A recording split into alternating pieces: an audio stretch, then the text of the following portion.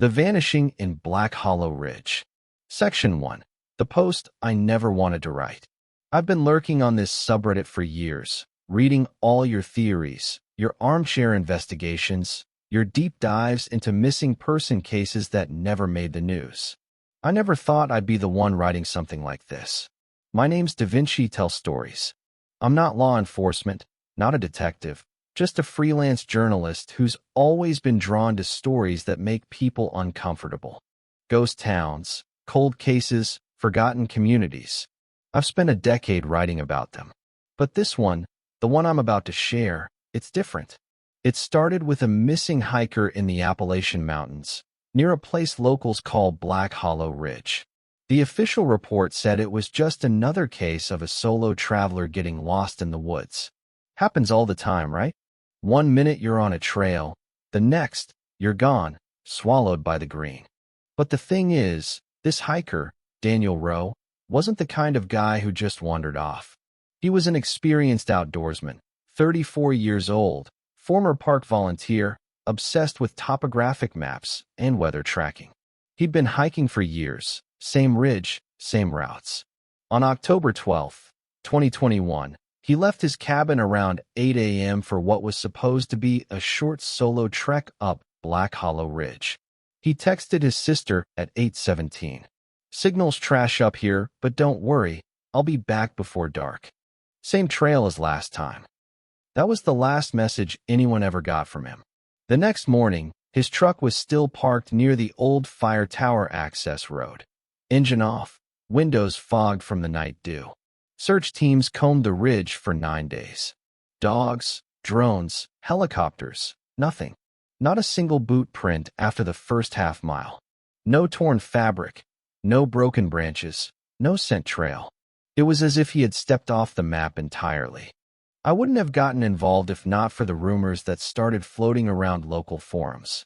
People saying Daniel wasn't the first. A missing hunter the year before. A camper back in 2015.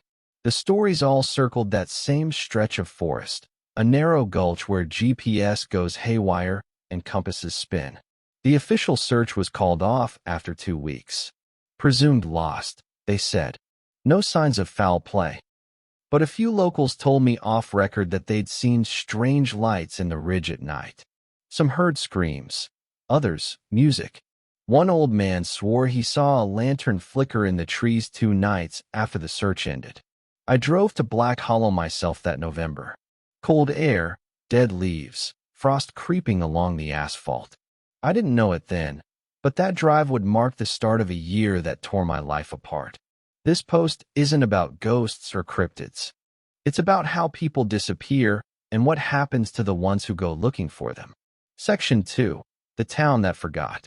Ashcroft, West Virginia, isn't on most maps anymore. You'll find it only if you know where to look. A crooked stretch of road off Route 33, tucked between slopes thick with oak and laurel. Half the houses there are abandoned, roofs sagging under decades of moss and rain. The rest belong to the kind of people who've learned to survive without asking questions. I got there 2 weeks after the official search for Daniel Rowe ended. The air smelled like wood smoke and wet earth. It was mid-November, but the ridge already wore its winter face. Gray sky, bare branches, wind that felt like it came straight through your ribs. There's only one place in town where outsiders ever go, Marla's Diner. You can't miss it.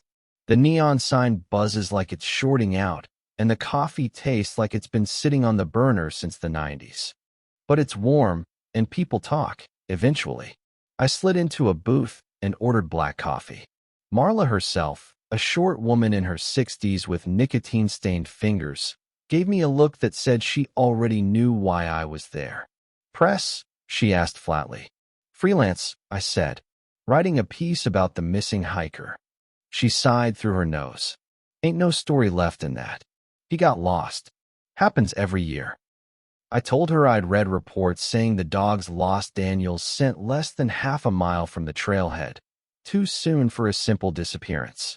Her eyes flicked toward the other tables, where 2 old men sat hunched over chess. She lowered her voice. "You ever been in them woods, son?" "Not yet. Then you don't talk like that till you have. That was my first warning. Later that evening, I checked into a rundown motor lodge just outside town, the Pine View Inn. The owner, a man named Cal, barely looked up from his crossword when I asked for a room. He only said, "You're here for the row boy, ain't ya?" I nodded. He folded his paper slowly, eyes narrowing. "You shouldn't go up there alone. Ridge don't like strangers." I laughed it off, thinking it was just local superstition, but when I asked him about previous disappearances, he got quiet. He said nothing, just handed me the key. Room 7.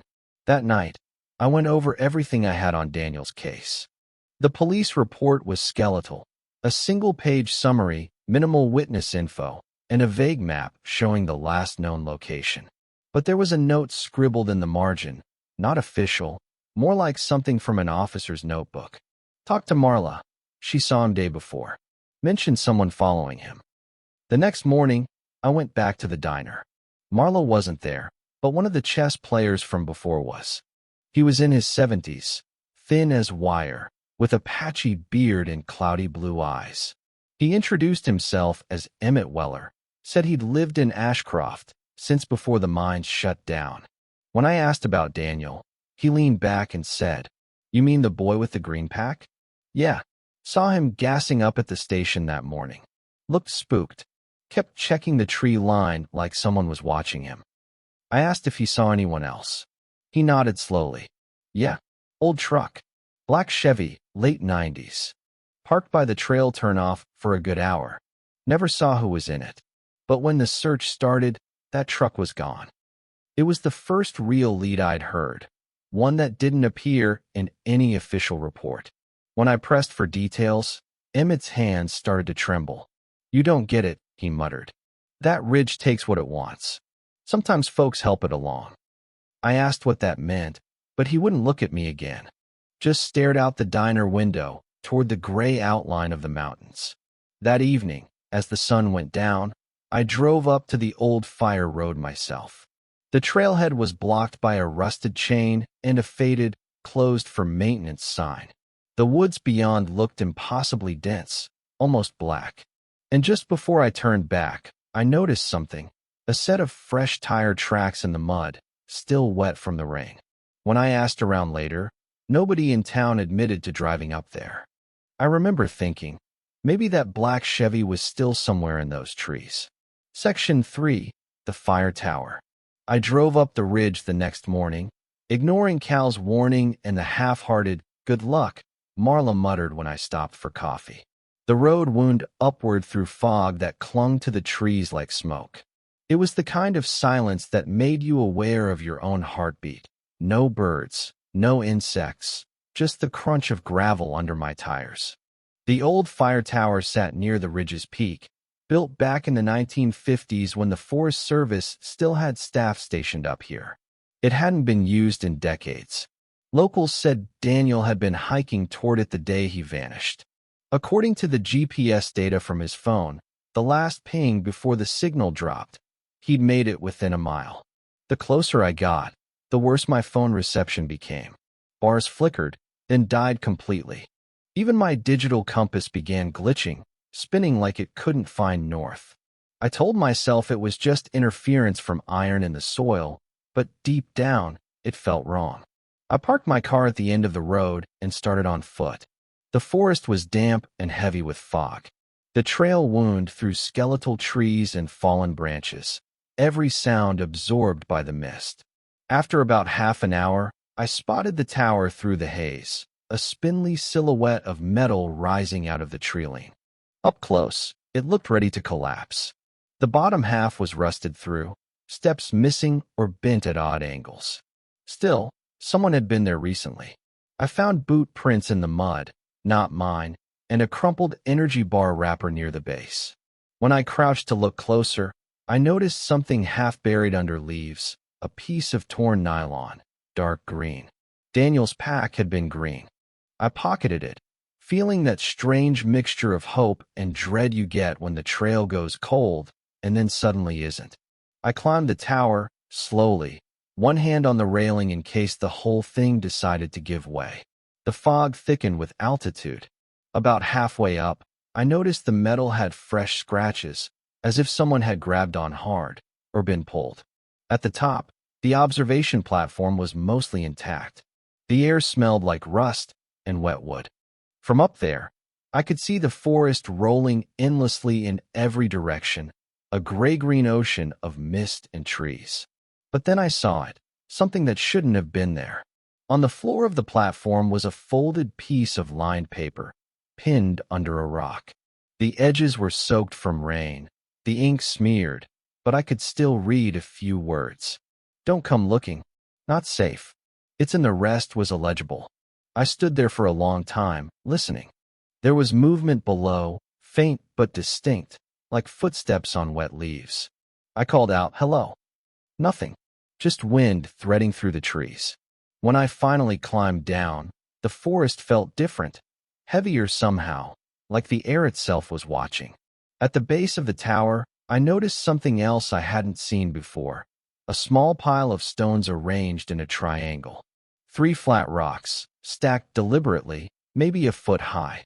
I'd seen something similar in one of the search photos, a formation near where they'd found Daniel's boot print. I crouched to take a picture, but my camera refused to focus. The screen glitched, flashed white, then shut off completely. It wasn't until I got back to my car that it powered on again. The time on the display read 3:42 p.m., though I could have sworn I'd only been gone maybe an hour.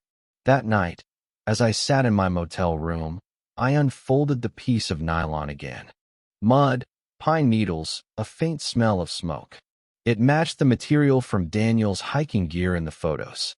And when I looked at the note one more time, I noticed faint writing on the back, something I hadn't seen before in daylight. The tower isn't the start. It's the marker. I didn't sleep much that night.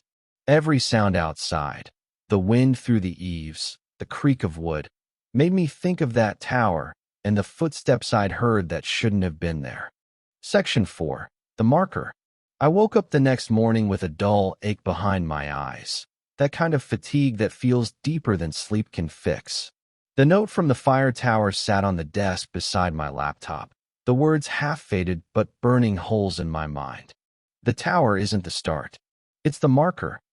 I couldn't stop turning that phrase over in my head. A marker for what? A trail? A boundary? A grave?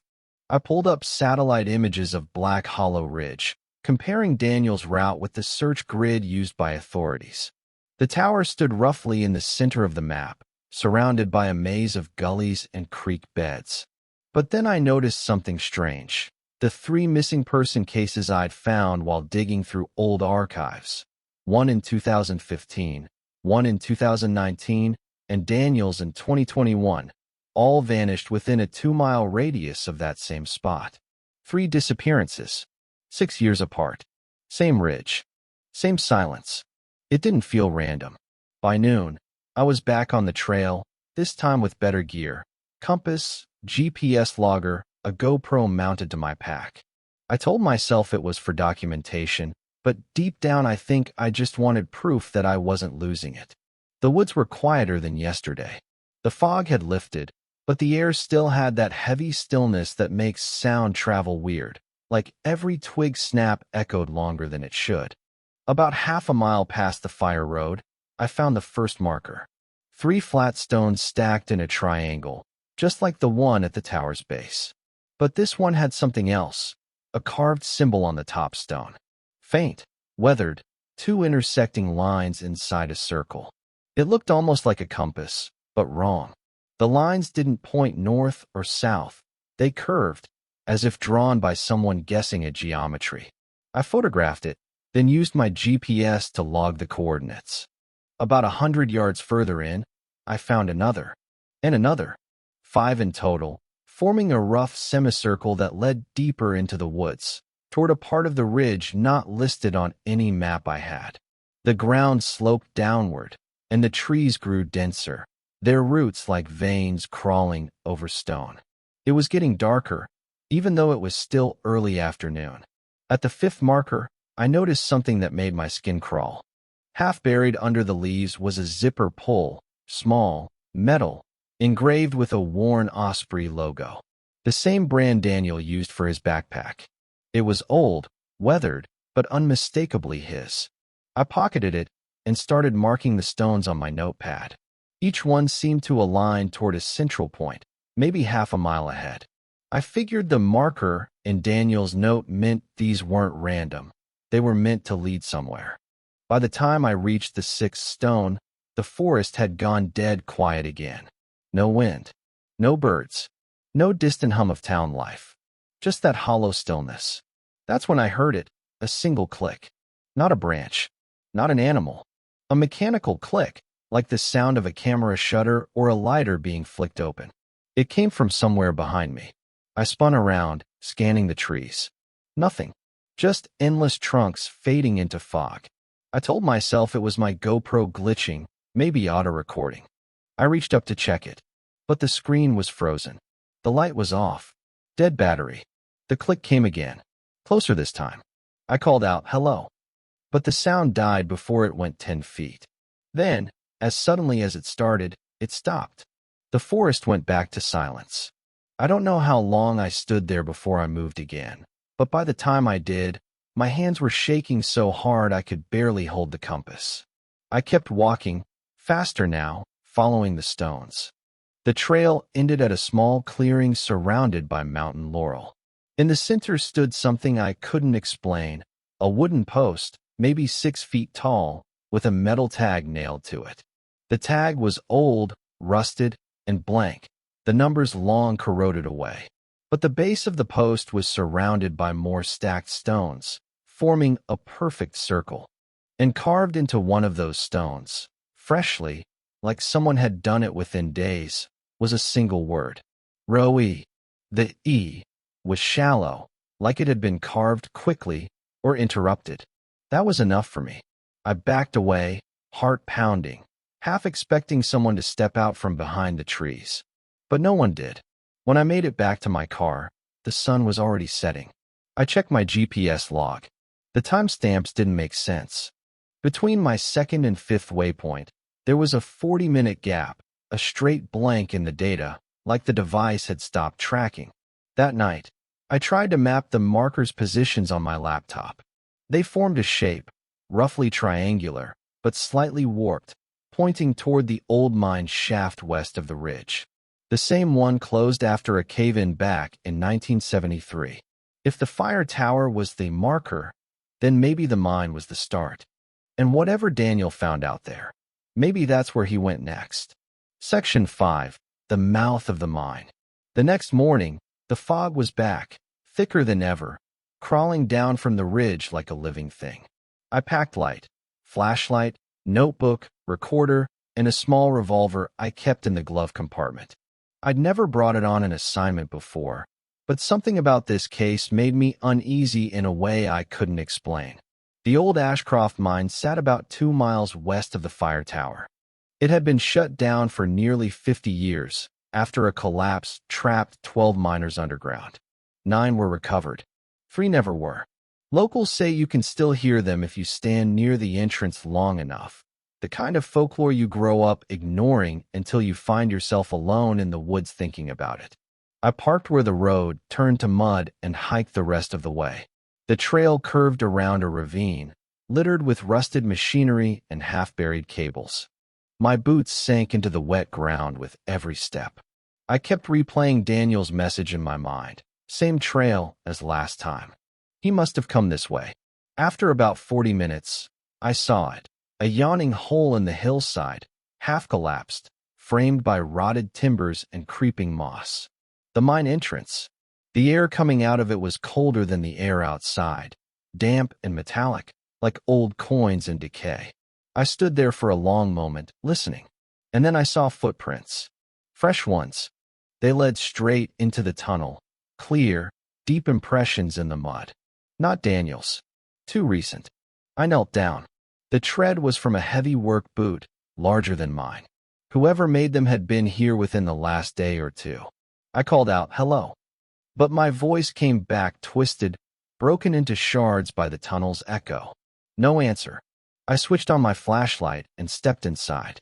The walls were slick with condensation, streaked with veins of black rock. The beam of light caught flecks of dust drifting like ash. About 20 feet in, I found the remnants of a campfire, charred wood, cigarette butts, and empty thermos. Someone had been staying here. Next to the fire pit was a journal, water-stained and warped, the cover blank. I flipped through the pages carefully.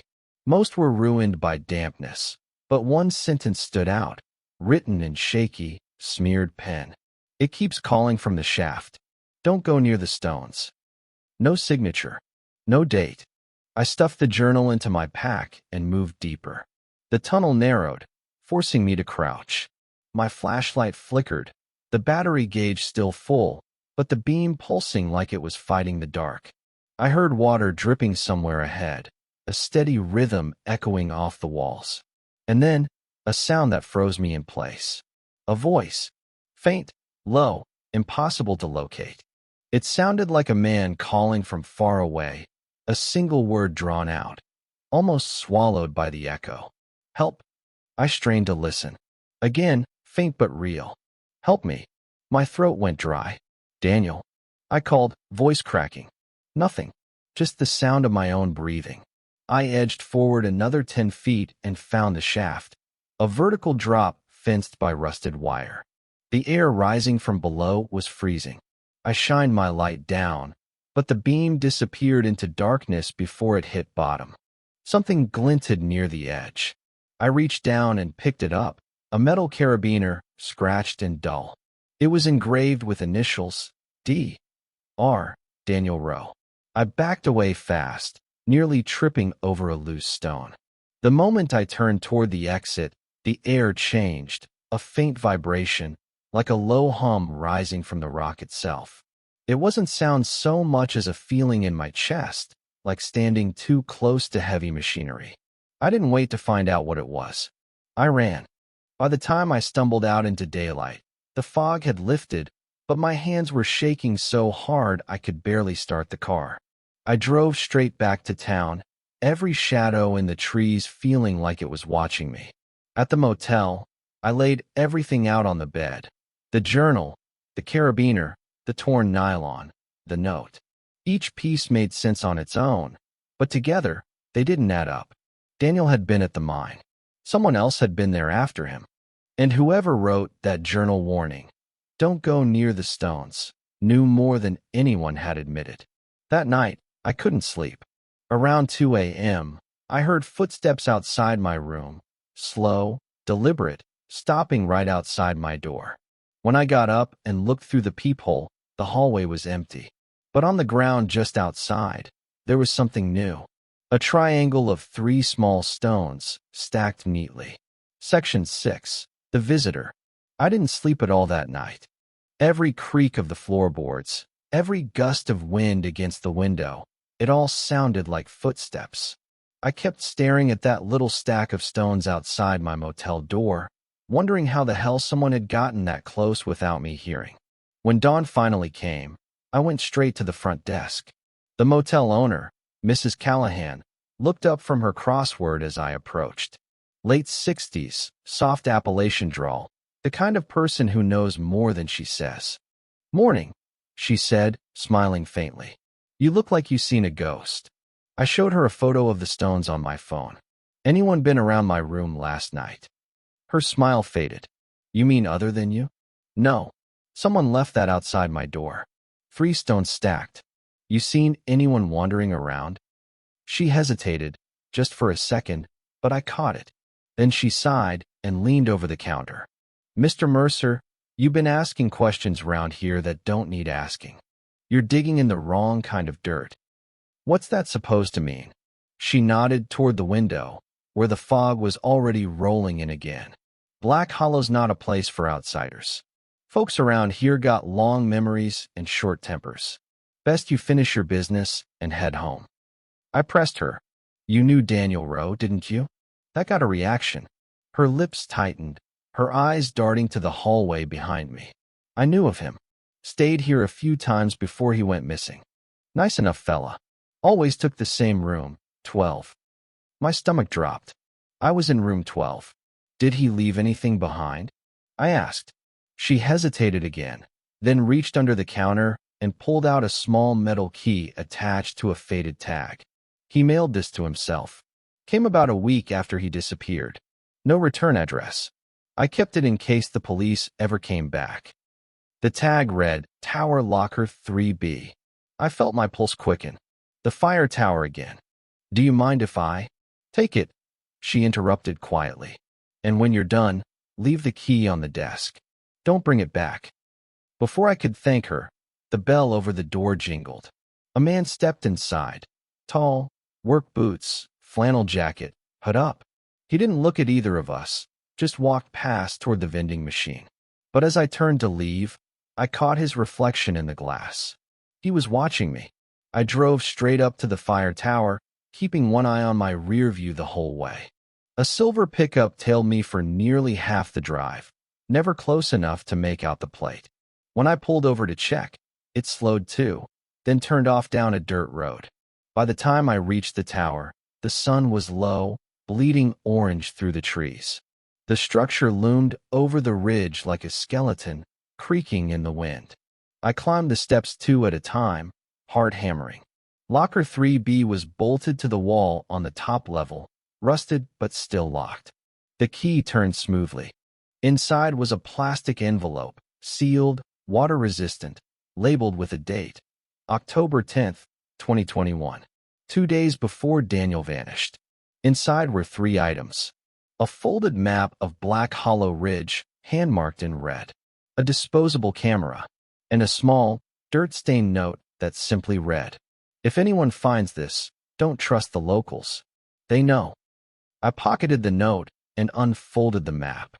Daniel had drawn a looping trail leading from the fire tower to the mine, then branching west toward a part of the ridge labeled Stonefield. The red line stopped abruptly near a stream. In the margin, he'd scribbled, Voices after dark. Stay near light. I took the camera out, turning it over in my hand. It was cheap, single-use, the kind you find at gas stations. I couldn't tell if it was used, but the film roll had been wound halfway. I was about to head down when I saw something glinting in the trees below.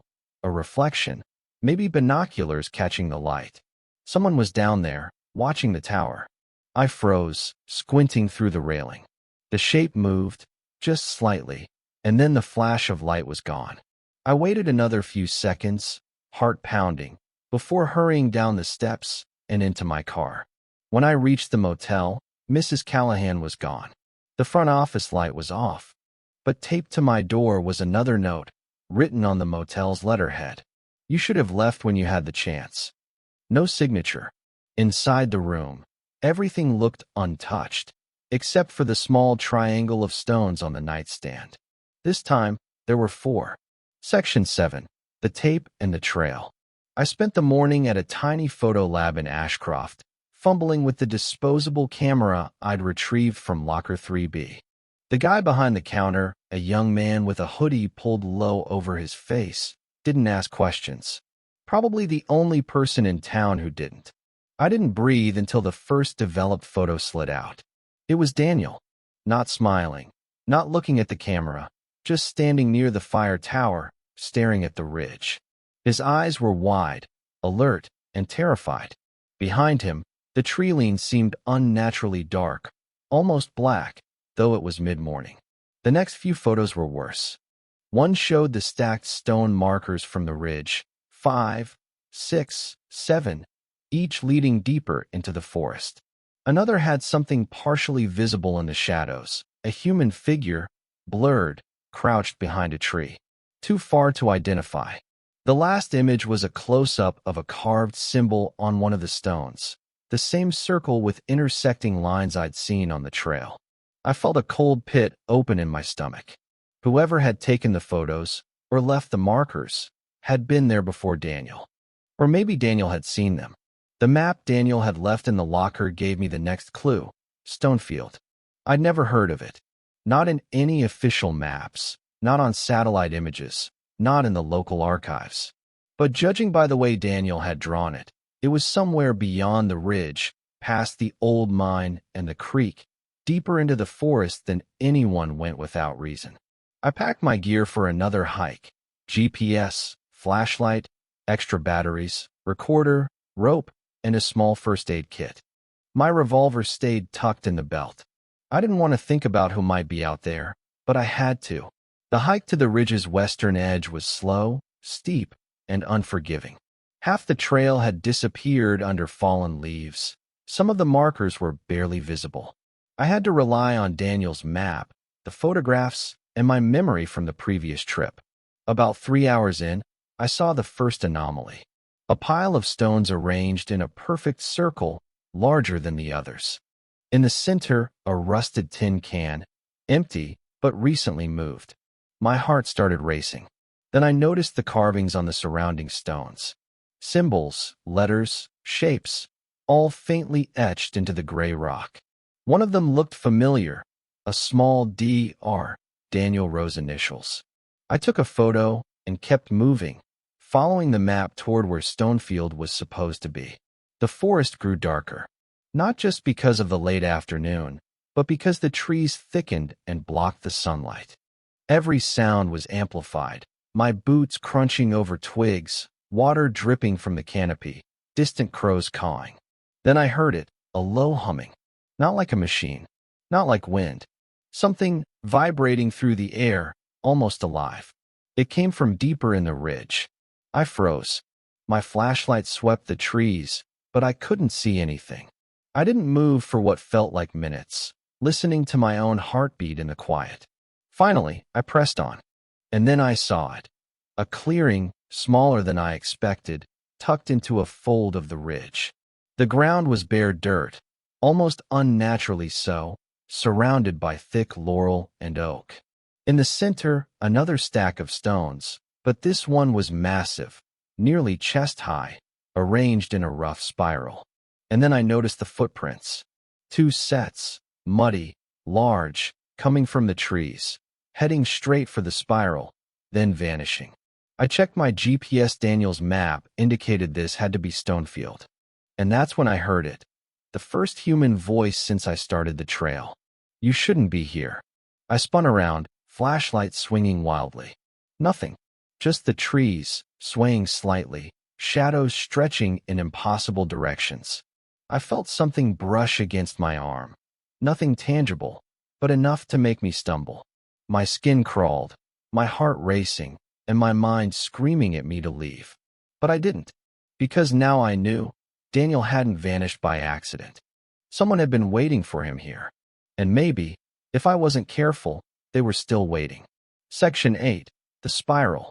I stood at the edge of the clearing, staring down at the massive spiral of stones in the center. It wasn't a natural formation. Someone had painstakingly stacked these rocks in deliberate curves, spiraling inward toward a single point.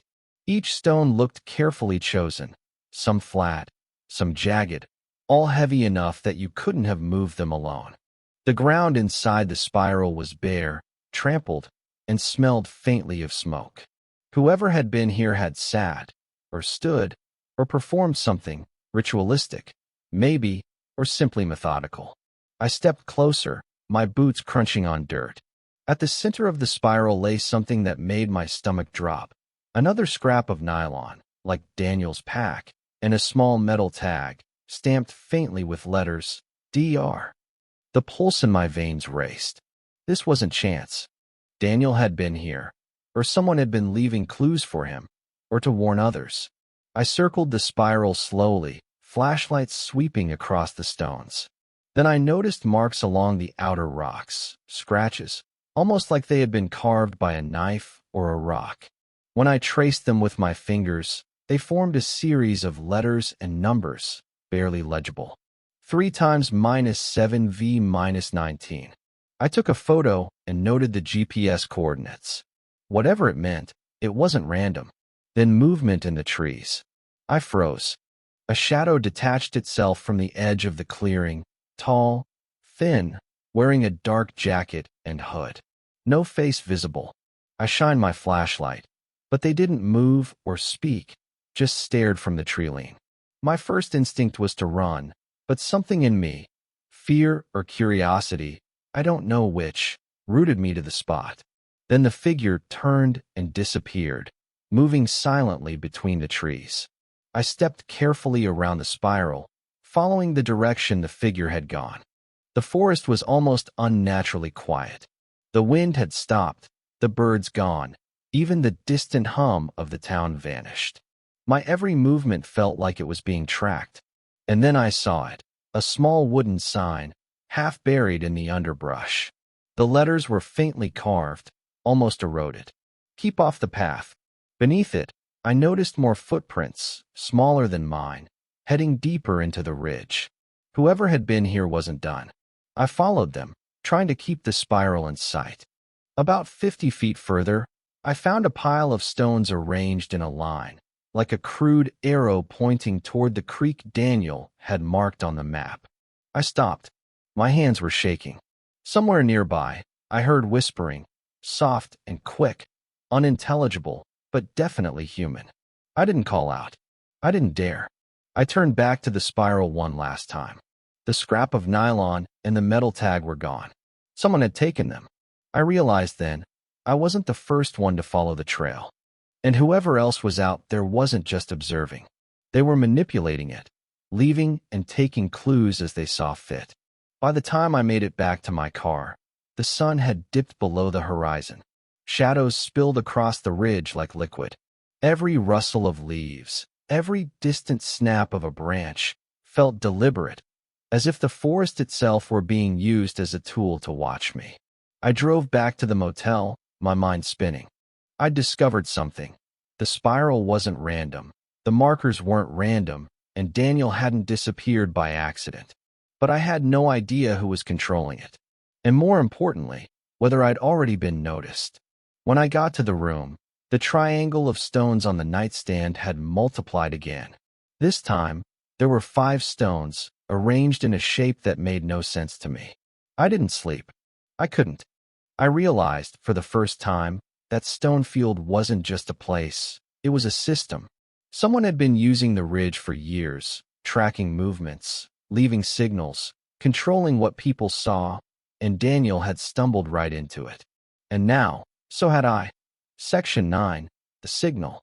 By morning, the fog had rolled back in, thick enough that the world outside my window looked painted over in gray. I sat at the little desk in my motel room, surrounded by notes, photos, and maps, the evidence spreading like infection. The photo of the spiral formation lay in front of me, along with a rough sketch of the coordinates etched into one of the stones. 3 times -7V -19. It didn't look like a normal code, not GPS, not a grid reference.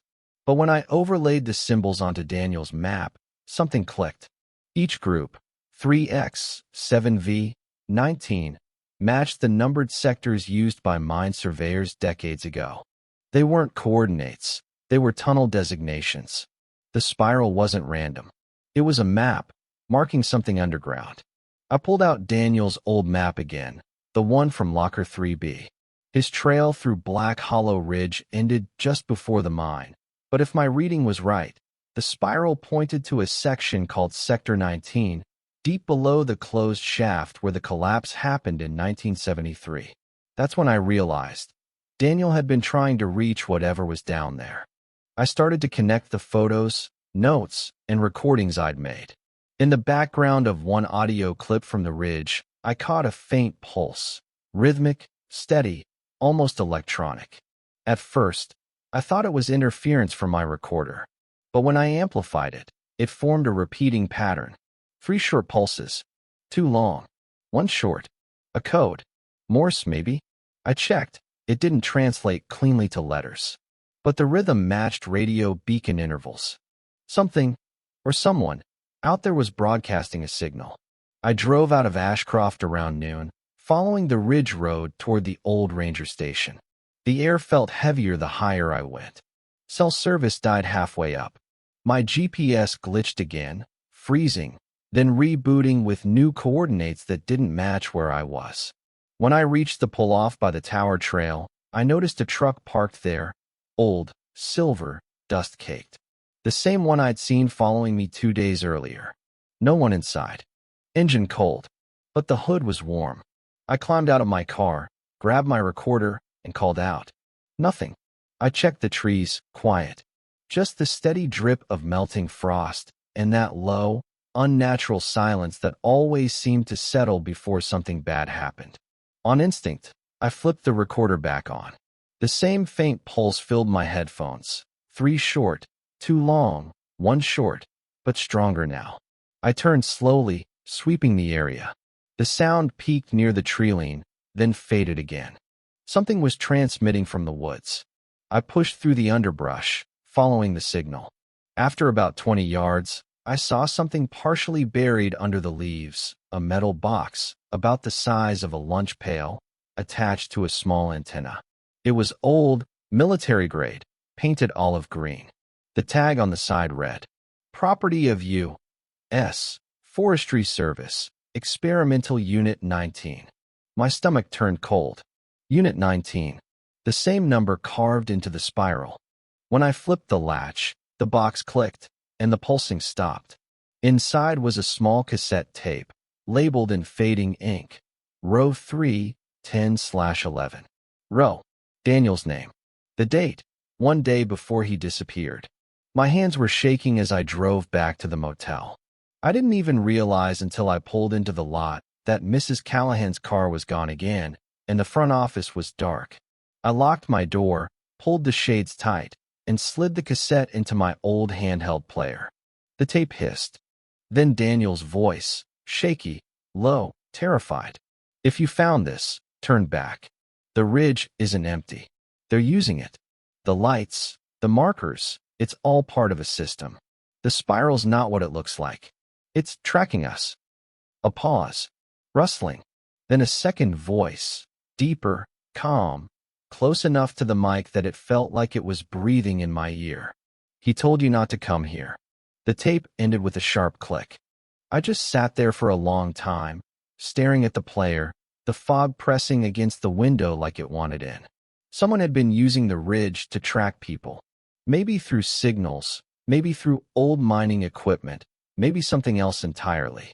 Daniel had figured that out, and they'd stopped him before he could share it. And now I'd activated the same signal.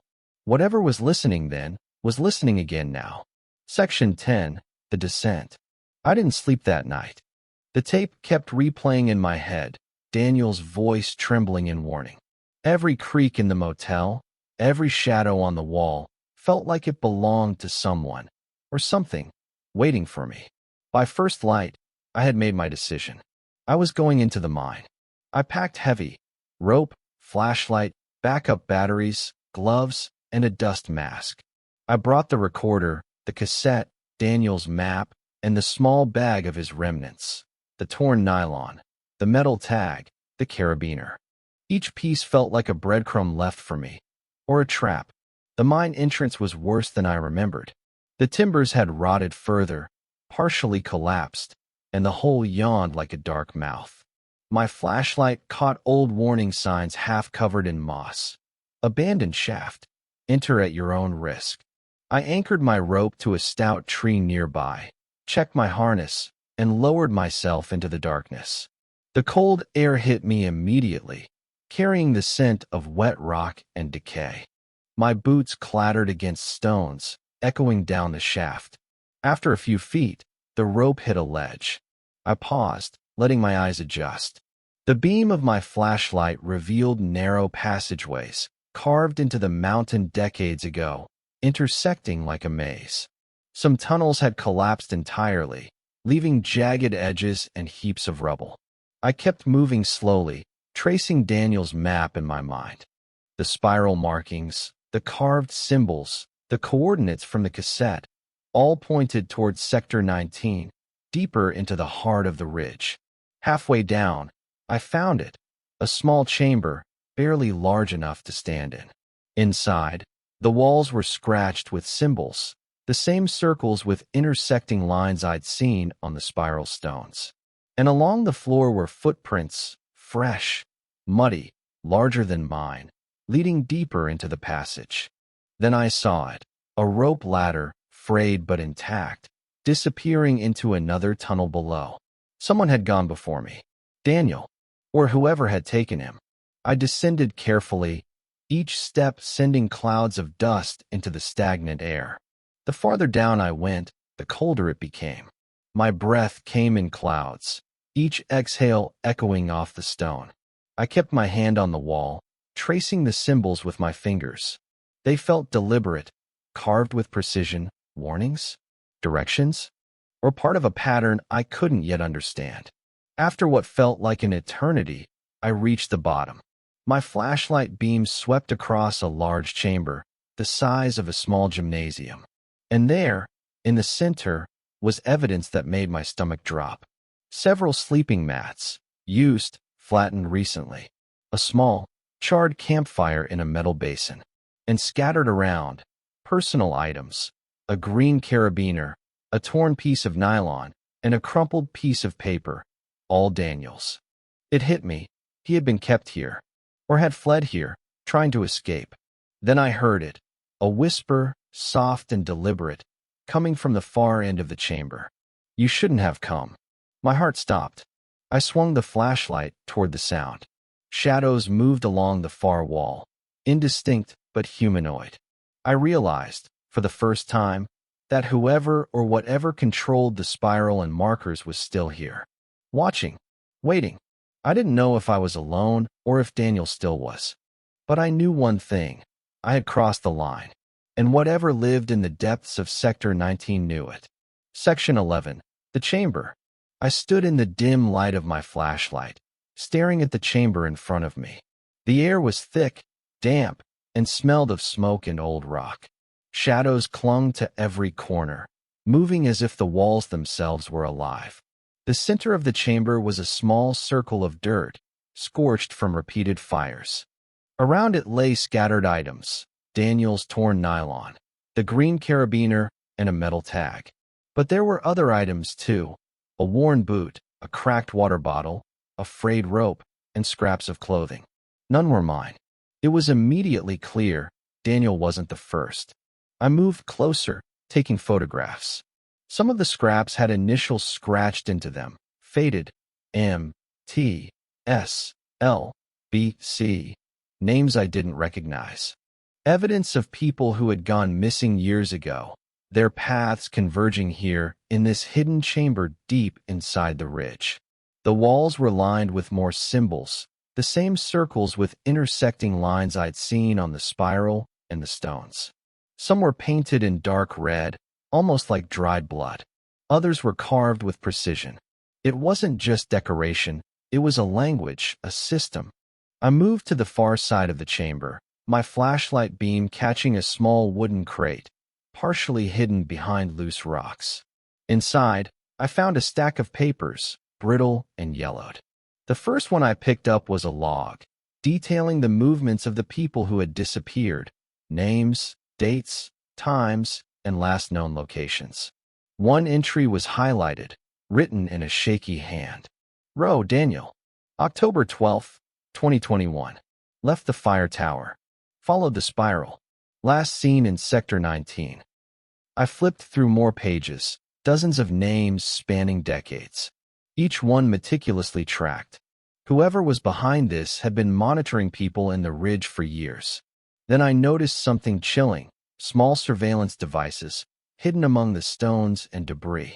Not cameras like you'd buy at a store, but tiny, specialized equipment, probably left behind for signal tracking. And then I saw movement in the shadows, the first real figure. A tall silhouette at the edge of the chamber, face obscured, watching me. I froze. My flashlight trembled in my hands. You've been following too closely, a voice said. Calm, controlled, close enough that I felt its breath. I couldn't see their face, but I understood one thing instantly. They knew exactly who I was, what I had found, and where I had been. The figure stepped closer, but not threateningly, almost expectant. Roe came here before you, the voice said. He almost learned the truth. You might have too. I swallowed hard, trying to process. Whoever this was, they weren't just hiding in the shadows. They had been orchestrating all of this. The spiral, the markers, the disappearances, even the signal I'd stumbled upon. My mind raced. Was Daniel still alive? Were the others? And how much of this system was left for me to uncover?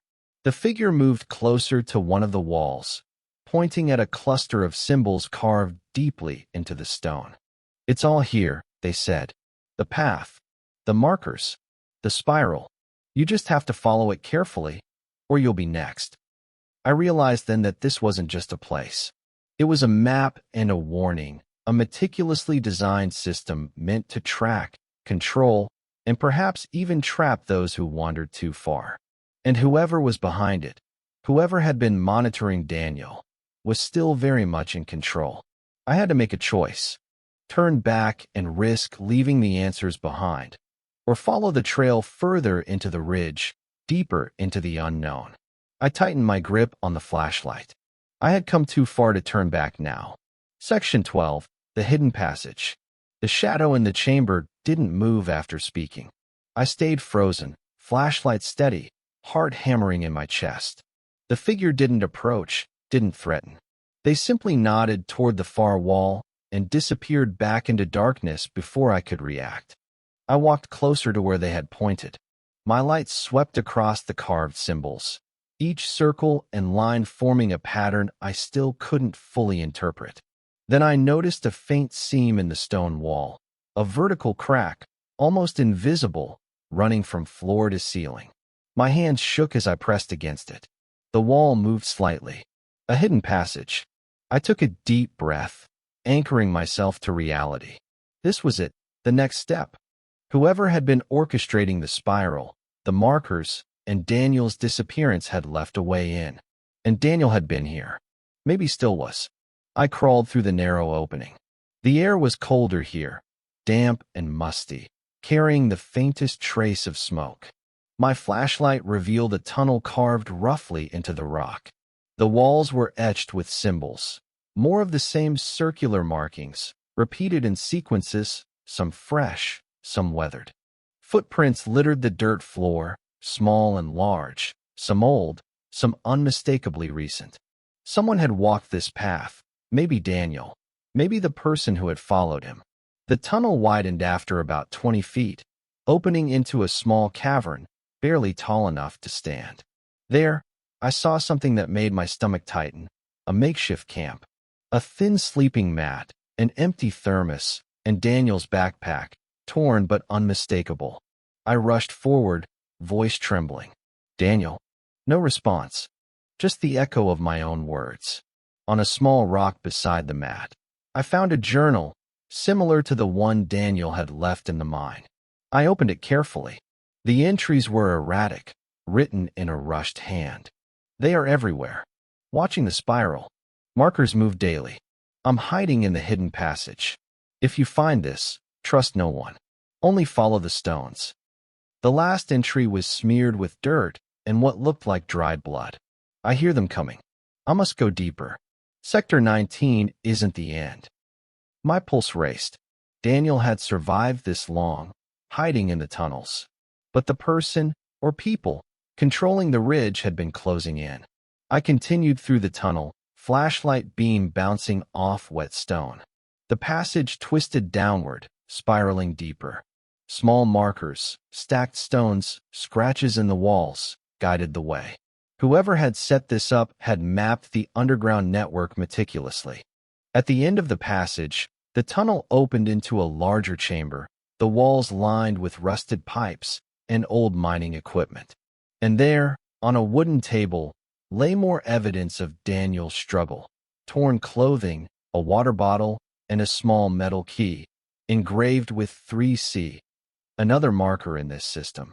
I pocketed the key, realizing that Daniel had been following these markers to survive, and to leave a trail for anyone brave enough to follow him. But I also realized the truth that made my blood run cold. Daniel wasn't just hiding. He was running from someone who knew every step he took.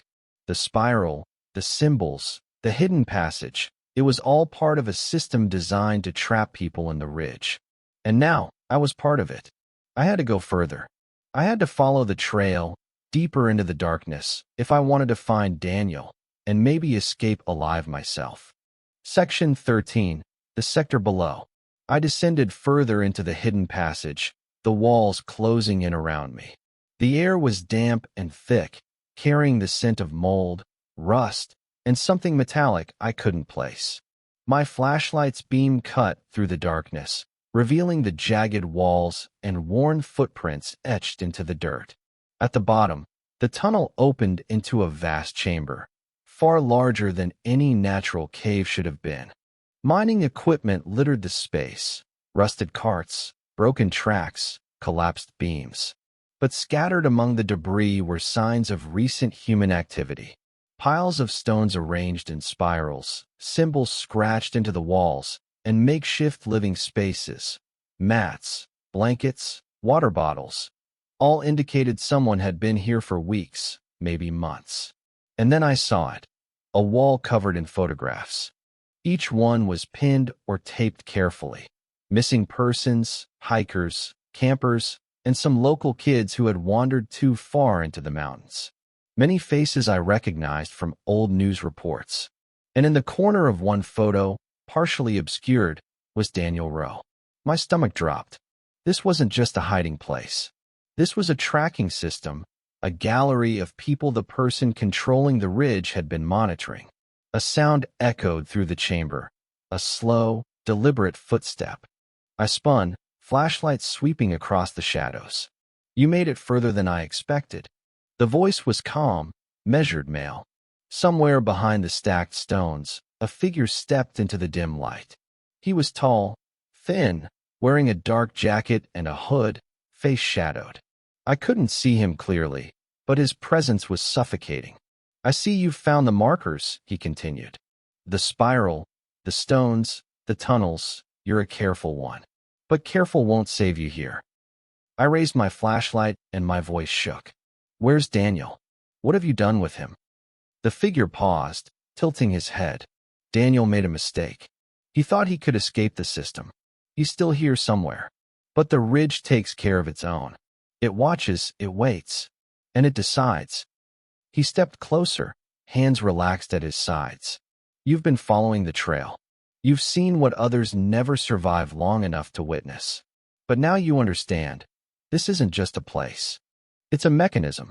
The spiral, the markers, the tunnels, it's all connected. And now you're part of it.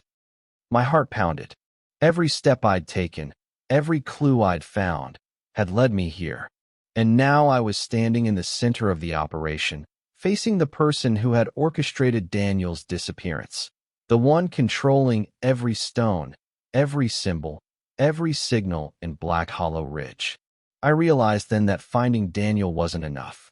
I had to understand the system, or I'd be trapped like the others, another name pinned to the wall of faces. Follow carefully, he said, stepping back into the shadows. Or the ridge will decide your fate before you even see it coming. I swallowed hard, gripping my flashlight and the rope, staring at the labyrinth before me. The spiral had led me here, but it wasn't over. Not by a long shot. Section 14, The Confrontation. I moved cautiously through the chamber, flashlight cutting narrow paths through the shadows. The air felt heavier with every step, like the darkness itself was pressing down. I kept my ears open for the faintest sound, the creak of boards, the drip of water, the whisper of movement. Ahead, the figure I'd seen earlier emerged from behind a pile of stones, arms raised slightly, signaling I should stop. You shouldn't have come this far, he said, voice calm, almost amused. But I can't fault your persistence. I raised my flashlight, keeping my voice steady despite the adrenaline. Where's Daniel? Show me where he is. The man's lips twitched into the faintest smirk. You want him? You'll have to earn it. The spiral brought you here, yes. But understanding it, that's what decides if you leave alive. He stepped aside, revealing a narrow corridor spiraling downward, carved into the rock. The walls were etched with symbols and markers that mirrored the spiral outside, but here they were even more precise, almost like a code you could follow if you understood it. I realized then that the spiral, the markers, the tunnels, it was all a pathway, a deliberately constructed labyrinth meant to control movement and test those who entered. Whoever built this knew every step someone would take. I followed the spiral down, careful not to miss any subtle markers, scratches on the wall, small piles of stones, even faint echoes that indicated hidden passages. The man's voice followed me, soft, almost playful. The ridge watches everything. Each step is catalogued, each choice observed. At the end of the spiral, I found a small chamber. Dim light filtered through cracks in the ceiling, illuminating a figure curled in the corner. "Daniel," I whispered. He looked up, eyes hollow but alive, relief washing over his face. You made it," he said. His voice cracked. I thought I was done for. I rushed to him, helping him to his feet. He was weak, thin, but coherent. He explained what had happened. The spiral, the markers, the tunnels, they were all part of a system designed to trap and monitor people, orchestrated by the man we had just seen. Daniel had been moving carefully, leaving traces for anyone who followed, a breadcrumb trail of clues. But he'd been running out of time and options. I glanced over my shoulder. The antagonist's silhouette lingered at the corridor entrance, calm, observing. "Now you know," he said. "The ridge decides. It watches, and it punishes." I realized then that surviving wasn't just about finding Daniel. It was about understanding the system, outsmarting the observer, and leaving the ridge intact. Together, Daniel and I retraced the markers, avoiding the traps and following the pattern through the tunnels. The spiral had brought us here, but now it was our knowledge of it that would determine if we left alive. As we emerged into the upper passageways, the shadows shifted. The man was still there, watching, but he did not follow. It was almost as if he trusted the system to keep us alive, or perhaps he was confident that the ridge itself would decide our fate if we faltered. When we finally reached the surface, the ridge stretched above us, silent and imposing. The spiral, the stones, the markers, all seemed still, waiting for the next person to enter. Daniel leaned against a tree, exhausted. "I thought no one would ever make it this far," he said. "I thought I'd be gone forever." I looked back at the ridge, the fog creeping along the trees, the forest holding its secrets. "It's not over," I said quietly. "But we made it out. We know now, and that's what matters." Section 15. The Aftermath.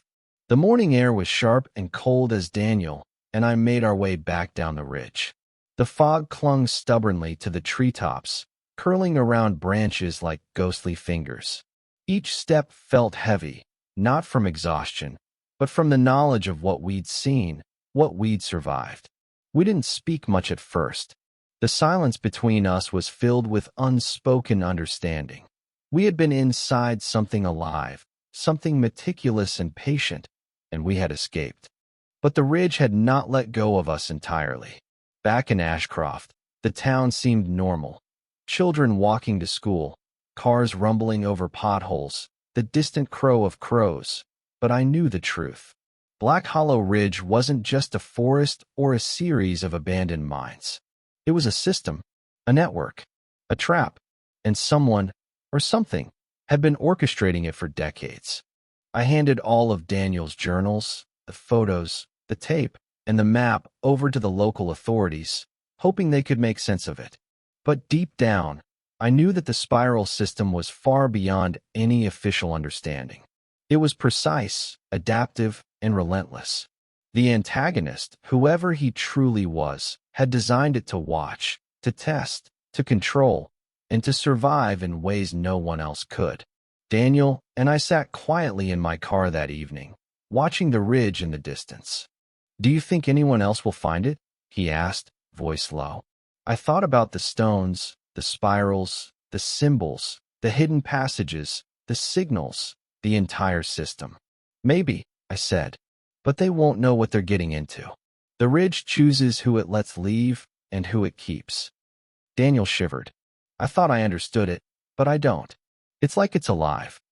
I nodded. "It's more than alive. It's patient, and it's always watching." We didn't return to the ridge. Not immediately. Maybe never. The spiral, the stones, the hidden tunnels, they were still there, untouched by the authorities, still waiting, still observing. Whoever controlled it had left that final warning. It was still active, and the ridge would continue to watch, as it had for decades. I drove away that night, leaving the fog behind, but the feeling of being watched lingered.